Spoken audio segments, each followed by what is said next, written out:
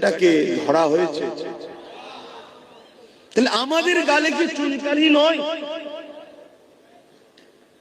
এটা কি আমাদেরকে শিক্ষা দিয়া নয়? এটা কি আমাদেরকে অপমান অপদস্থ করা নয়? যে তোদের হাইসিয়াত কি আছে রে, তোদের আমি একটু চলতি ভাষায় বলছি, তোদের মুরত কি আছে? তোদের রসুলের উপরে আঘাত দেব, তোদের আল্লাহর উপরে আঘাত দেব, তোদের কোরআনের উপরে আঘাত দেব, তোদের দিনে নাকি রেপ করাটা ভালো কাজ বলবো, তোদের মুরত নেই, আমাদেরকে কিছু করতে পারবি কেন? তোরা হলি ভিখারি, তোদেরকে 500 টাকায় কিনা গোলাম তোরা আমাদের। এটাই বলা হচ্ছে তো নাকি? জাতকে জানতে চাইছি, আপনাদের কি আখিরাতে কল্যাণ হবে মনে হয়?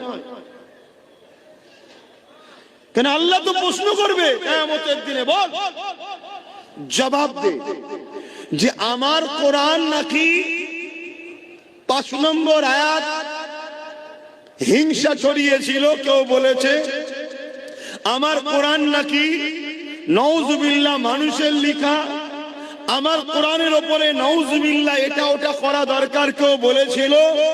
বল আমার কোরআনের জন্য কি করলি? তোরা তো দুনিয়ার স্বার্থে কাউকে এক জায়গায় পৌঁছাবার জন্য তোরা মারপিট করেছিস, খুন করেছিস, যেটা আমার নিষেধ সব করলি, কিন্তু কোরআনের দুশমনরা যাদের শাস্তি পায় তার জন্য তোরা কি করেছিস? বল কি প্রশ্ন করা কি আল্লাহ পাক করবে না করবে না মনে হচ্ছে? তাহলে কি জবাব দেবে? ওয়াজ অনেক হয়েছে ভাই, ওয়াজ করে করে করে করে মানুষের সমাজের হালচাল দেখে আমার এই বয়সে শখ মিটে যাচ্ছে যে আর ওয়াজ করতে ভালো লাগছে না। কিভাবে ওয়াজ করি? যদি টাকা ইনকাম করার শখ থাকে, জলসা করার কোনো প্রয়োজন নেই। বিজনেস করলে অনেক টাকা, আদানি আম্বানি রিলায়েন্স টাটা এরা কেউ জলসা করে বড় লোক হয়নি, সব বিজনেস করেই হয়েছে। ওজন জলসা করে আমরা আমাদের বাপ চাচাদের ঘরে তো দেখছি যা হাল, জলসা করে করে আমার বাপ চাচাদের ঘরে তো দেখে আসি তাদের হাল কি।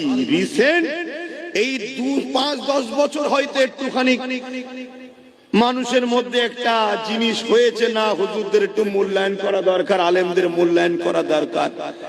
না হয় আমার তো প্রথম জীবনে দেখা আছে রে বাবা, তবে এইটাও মাফ করবেন, এটাও আব্বাস সিদ্দিকীরই অবদান।